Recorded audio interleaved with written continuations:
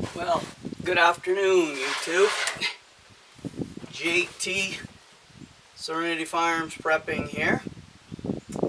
And I want to talk about physical and mental health deteriorating at a rapid pace and partially intentionally caused by fake news and libtards. Okay, so you may have noticed I work out. My last video was a competition last June. It's a lifestyle. It's not a hobby, not a sport. It makes me feel really good, and I like the way I look. But there's a lot of folks out there who aren't in shape. Oh, they have a shape, but they're not in shape. Huge difference, as we know. So, what is the current state of mental and physical health in this country? And you'll excuse me a little bit because it's noon, I'm on lunch break, I'm having some trail mix that I made. It's 90 degrees here in upstate New York and a little bit humid, and I'm trying to beat the supposed thunderstorm we got coming. So I'm going to chew a little bit. That's rude, I know. But, alright, so, before the pandemic started, the United States population as a whole was already in pathetic shape. There's a few reasons for that. Lazy would be number one. The onslaught of AI and technology is contributing greatly to the decline of physical health and mental health.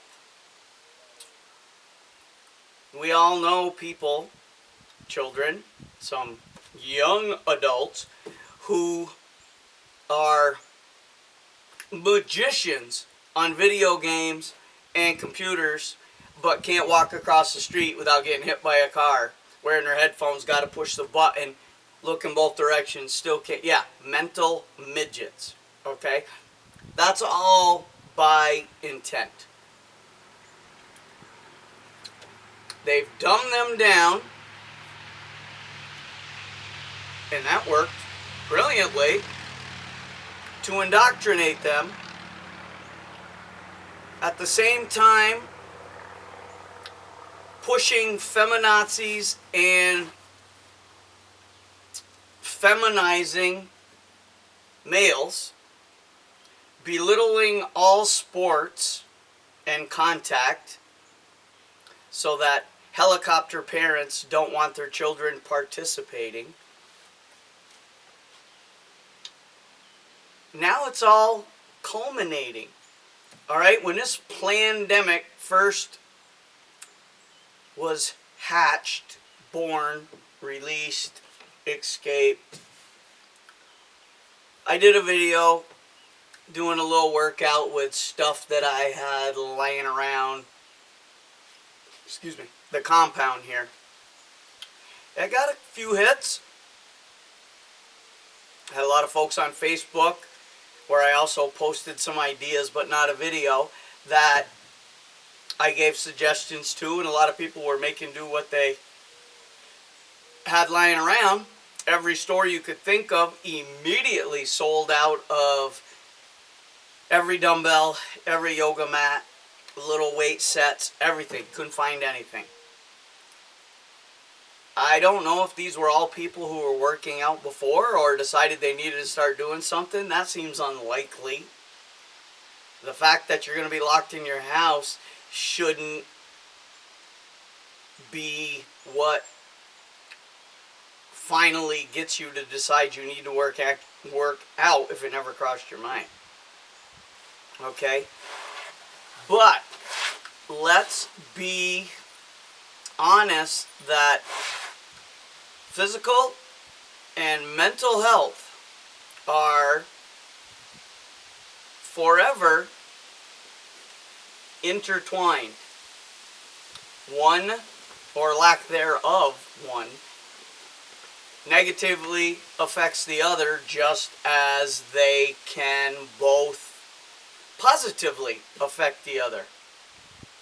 I would like to consider myself a result of both aspects of my health being positive. What's the underlying reason? Well, in my opinion, it's called being conservative. It's a scientific fact. Libtards are mentally weak. I didn't make that up. Libtards believe in science, unless, and then when it, you know about that. Okay, so, what does the fake news libtard fear-mongering hysteria about anything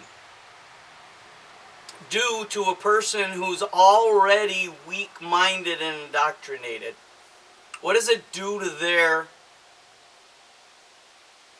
brain, their psyche? Well, it does a couple things. We see the terrorist BLM, Antifa, white piece of crap crowd who are weak-minded, indoctrinated. They become violent. Only when they're in a large group, when they can sucker punch you from behind, when they get to wear a mask, and as long as they know it's someone who's not going to fight back. Okay? Tough guys. Alright? Then the other libtards are the ones that we see with mask on, gloves on, almost biohazard suits, driving around in their car with the windows up, walking through Walmart, and trying to shame you because you're not falling for it and you're not wearing any PPE gear. Okay, so you've got those two groups. Each one can be dangerous in their own way. They're both being used by the globalists for the same reason from different avenues. Okay? The guilt shamer, white privilege, libtard crowd, they're going after anyone who appears to not want to be involved in any kind of confrontation. More likely women, elderly folks, younger children, effeminate looking men. Whereas the other crowd, their level of deprivation has no boundaries, no depths. They will stoop to any level. I'm sure everybody saw the 93-year-old woman with the walker trying to cross the street the other day, accosted and harassed and verbally assaulted by 3 piece of shit terrorists. Yeah, those are real men right there. I wanted to clock the piece of shit standing there with the cell phone taking a video who didn't even step up. He was bigger than the other 3. I ever see one of these situations, I'll be making a video for bail money. Alright, so why the push for the second wave, the hysteria, the hype, the lies, the false narrative, all of it. Day in, day out. The radio, the TV, the papers, the politicians, boom, boom, it's coming at you from 100 different angles. Well, one, we know today's job report was a little over 4 million, as only a couple businesses opened back up. But that's consumer confidence that brought back those jobs. Okay? And those aren't the idiots that are getting paid more to stay home who haven't gone back to their jobs yet. Because they still have to the end of the month before their welfare runs out. Then we'll see. Okay? So the left realizes that their initial hype and hysteria has lost its luster. The shine is gone off that. They're getting nervous again. The election is still approaching, and they're still losing. Because if anyone believes any of those polls, you need to see the polls. You need to see the amount, percentages, conservatives versus Republicans, or Democrats versus conservative Republicans. Is it likely voters, registered voters? Huge difference. All those factors. It's the lies just like last time. But anyway, as I have experienced on Facebook just the last week or so with the fake news and the hysteria, the libtards are going crazy with the mask. Everybody wants a mandatory. Gotta push the hype. Yes, there are some libtards that don't have the slightest clue that they're being used to push an agenda. Because they can't see that far. They are that blind, dumb, and deaf. They actually believe the pandemic hysteria and hype. So, in their mind, it doesn't matter why it's being hyped and used. It's true. Okay, so we have to live our lives, once again, the way liberals want us to, so that their lives are the way they're supposed to be. Because liberals know better than everyone else. Ask them, they'll tell you. So, as mental health deteriorates, there's already how many millions of people on psych meds in this country who may or may not have been able to get them. The dose they were on is probably no longer working based on the additional mental strain they've been put under or allowed themselves to have been laid upon them. So they're getting wackier, which means violence, assaults, murders, suicides, domestic abuse, child abuse, all that stuff is increasing and has been since January, February, March. But you're not hearing about that because that doesn't fit the narrative that the left wants to push. They don't mind it at all, believe me. They're just not going to tell you about it because they want to achieve their goal. They don't really care how it gets there. They knew that that would be collateral damage. But to the left, a lot of people are expendable. So, physical health. Everyone's trapped inside their homes and likely going to get ordered to be locked down very shortly. You know, add that to the already pathetic physical condition of the average American. Now everybody's ordering takeout. I don't know that that's going to happen if they do another lockdown. They're not hoping to do a lockdown like the first one. They're hoping to do total, 100%. We'll drive by and deliver FEMA rations to your house kind of lockdown. So, don't get caught on your lawn. What is going to happen to the people who have already endangered their lives with their pathetic physical condition? And I say pathetic, and that has a very obvious tinge of disgust in it, because I am disgusted with how people have let themselves go. You don't have to take it to my level. I didn't start out at this level to be a competitive bodybuilder. All I wanted to do was get in a little better shape to hopefully live longer for my children and my grandchildren, enhance my golf game. Didn't work. And generally be able to do things longer, better, and enjoy them more. And then my type personality, that just metamorphosed into where I knew it would go, but because of the interest I've had in it, always being super athletic and everything, I'm perfectly okay with it. Alright?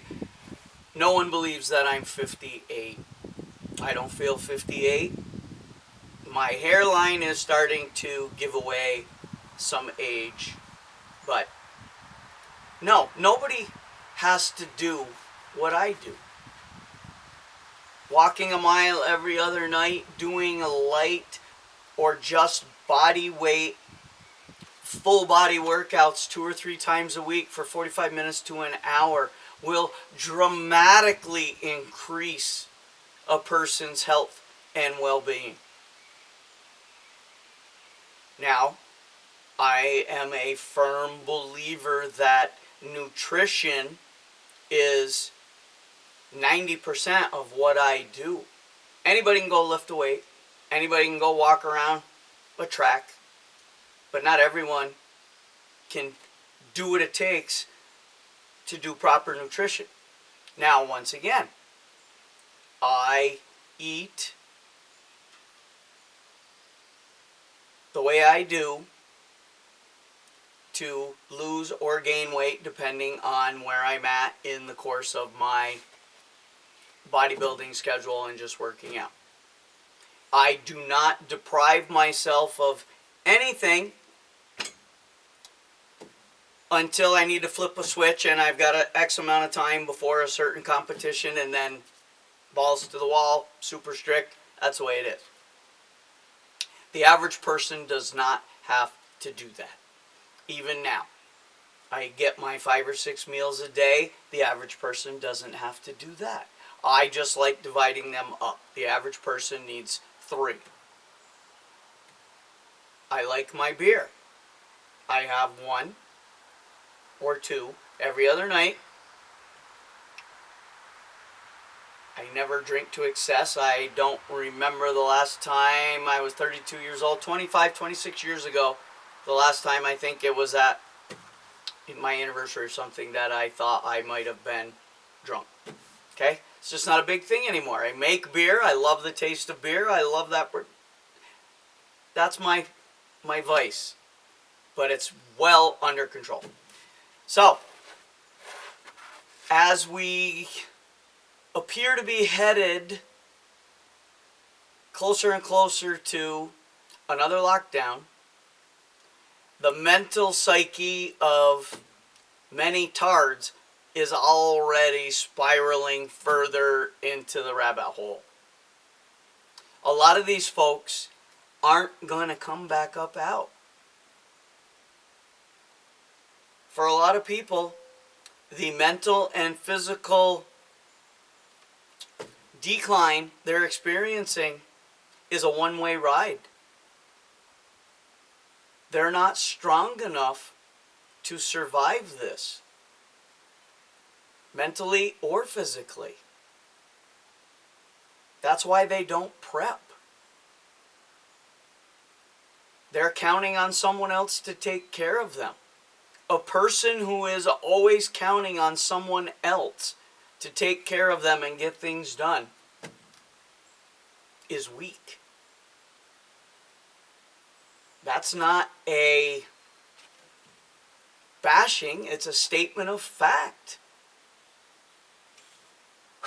Self-sufficiency, self-reliance, just wanting to be independent and not having to count on anyone is very liberating.